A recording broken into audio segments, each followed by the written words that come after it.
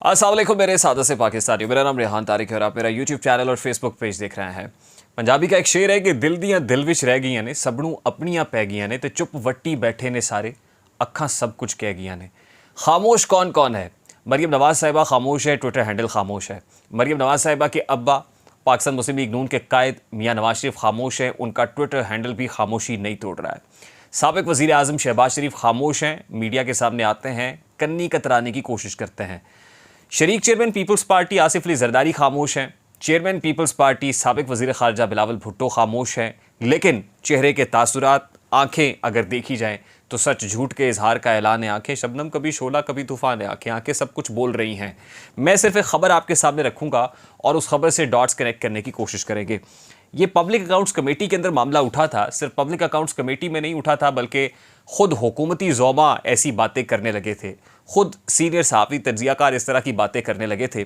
और अल्टीमेटली उन्हीं बातों के ऊपर अब नैब, FIA और ऑडिटर जनरल ऑफ पाकिस्तान को लिखा गया है कि आप ज़रा फाइलें ओपन कर लें। फाइलें मंगवा ली गई हैं, तहकीकात की बात हो रही है। सिर्फ एक खबर आपके सामने रखूंगा, उसके बाद मैं आपको शॉर्ट्स चलवा के सुनवाऊंगा, साउंड बोर्ड सुनवाऊंगा कि कौन क्या कह रहा है। आटा स्कीम में शहबाज शरीफ पर 18 अरब, मोटरवे में मौलाना फजलुर रहमान के बेटे पर 32 अरब, सैलाब में 48 अरब करप्शन में शहबाज शरीफ के खिलाफ तहकीकात का आगाज़ हो गया है। शहबाज शरीफ, मौलाना फजलुर रहमान के साहबजादे मौलाना असद महमूद, और फिर सैलाब में 48 अरब की करप्शन शहबाज शरीफ।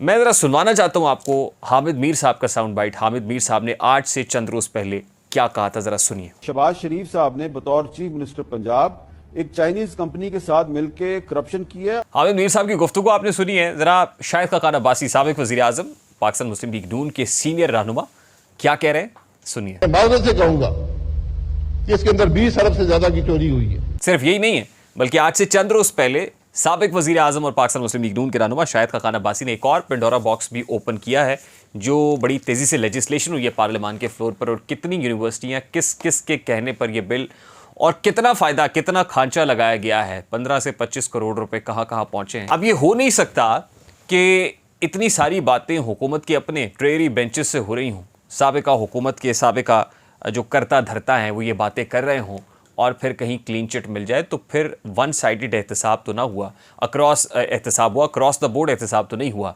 तो अब इसी तासुर को ज़ाइल करने के लिए फ़ाइलें खुलना शुरू हो गई हैं।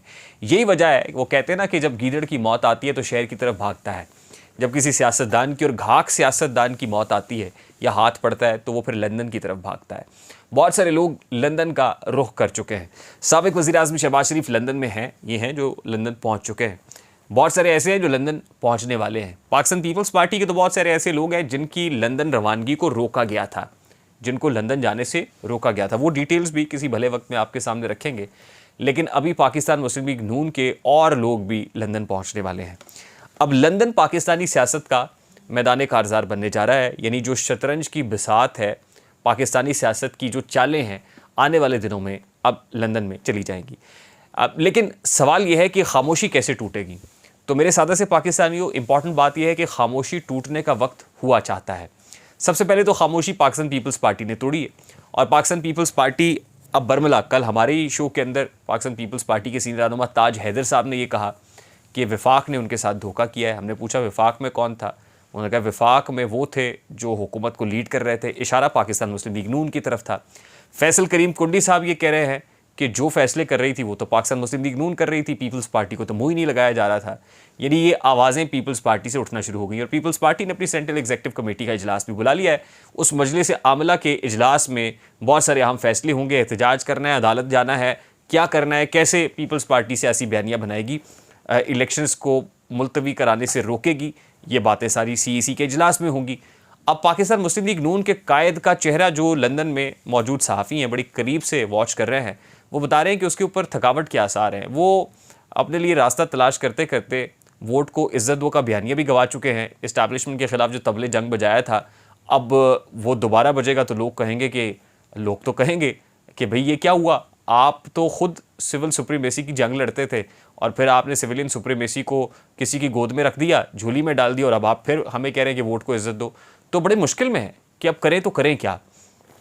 इंतज़ार किया जा रहा था मरीम नवाज़ साहिबा के एक केस का, जो शुगर मिल का केस था। आज ख़ास तौर पे नैब ने ज़मानत ख़ारिज करने की दरख्वास्त वापस ले ली और इस दरख्वास्त वापस लेने की इस्तदा पर सुप्रीम कोर्ट ने इस केस को निपटा दिया है, यानी ज़मानत ख़ारिज करने की दरख्वास्त निपटा दी गई है अल्टीमेटली, और उनके लिए भी रास्ता बन गया है। आने वाले दिनों में कभी इम्कानात हैं कि वो भी लंदन चली जाएंगी और वहाँ पर उनके वाले साहब भी होंगे, उनके चचा भी होंगे, और ऐसे इम्कानात भी ज़ाहिर किए जा रहे हैं कि जैसे ही ये केसेस जिनका जिक्र मैंने इब्तदा में किया है वो ओपन होंगे तो फिर वो लोग जो लंदन जाएंगे और वो लंदन तो चले जाएंगे, लेकिन लंदन से वापस कब आना है इसका कोई पता नहीं है, क्योंकि वहाँ बैठ के देखेंगे अगर हालात ख़राब हुए तो लंदन से जो वापसी है, पाकिस्तान वापसी है, वो भी मशकूक हो सकती है।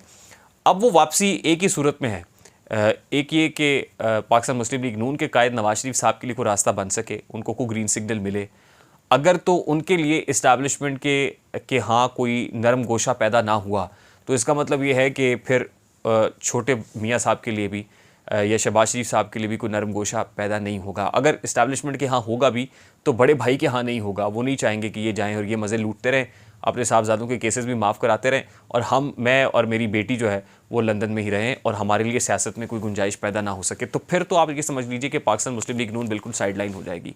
और ये फैसले को बहुत जल्दी होने वाले नहीं है। जल्दी तो तब होते जब इलेक्शंस जल्दी हो रहे होते, अभी तो बहुत देर लगेगी, अभी बहुत वक्त चाहिए होगा। दूसरी इंपॉर्टेंट चीज़ ये है कि अगर इस्टेब्लिशमेंट हाथ करती है तो फिर सारी सियासी जमातें किस तरह सफारा होंगी। ये फैसला आने वाले चंद दिनों में कभी इम्कानात है कि शरीक चेयरमैन पीपल्स पार्टी आसिफ अली जरदारी साहब और चेयरमैन पीपल्स पार्टी बिलावल भुट्टो जरदारी भी लंदन पहुंचेंगे और वहां जैसे दुबई में मुलाकातें हो रही थी, ज़रा असर नौ जायज़ा लिया जाएगा कि जो हम सोच रहे थे, कह रहे थे, वैसा तो कुछ हुआ नहीं। तो अब आने वाले दिनों में क्या लाहेअमल अपनाना है, क्या मिलकर कोई मुश्तरका सियासी जद्दोजहद करनी है, क्या कोई MRD ERD चलानी है, कोई PDM बनानी है, तो ये सारी बातें फिर वहाँ बैठ के होंगी। और लगता ये है कि आने वाले दिनों से मतलब मुराद ये है आने वाले चंद महीने इलेक्शंस नहीं हुए तो फिर तबले जंग किस तरह बजाया जाएगा और फिर क्या लोग यकीन कर लेंगे और क्या अभी जो आपने इमरान खान के साथ किया है और जो रास्ता आपने इमरान खान के लिए दुश्वार किया है, कल को यही बातें, यही चीज़ें, यही कानून साजी जब आपके अपने गले पड़ेगी तो फिर तकिए में सर दे दे के रोएंगे और फिर यूँ होगा कि फिर कांदा देने वाला भी कोई नहीं होगा, क्योंकि जिन्होंने कांदा देना था वो सियासी लोग ही होते हैं जो सियासी लोगों का दर्द समझते हैं और एक दूसरे को कांदा देते हैं। वो इस्टेब्लिशमेंट के लोग नहीं होते या वो बेदर्द लोग नहीं होते जो सियासतदानों को कांदा देते हैं। सियासतदान एक दूसरे की जब तक ज़मीनें खींचते रहेंगे, एक दूसरे के पाँव के नीचे से जो क्या कहना चाहिए खड़े होने के लिए स्टेप है वो खींचते रहेंगे, तो फिर यकीनन जो सियासतदान उनके लिए जो नरम गोशा रखने वाले या कांदा देने वाले वो कम पड़ते जाएंगे और यही होता हुआ नज़र आ रहा है। मुझे रेहान तारिक को इजाज़त दीजिए, अपना बहुत सारा ख्याल रखिएगा। अस्सलाम वालेकुम।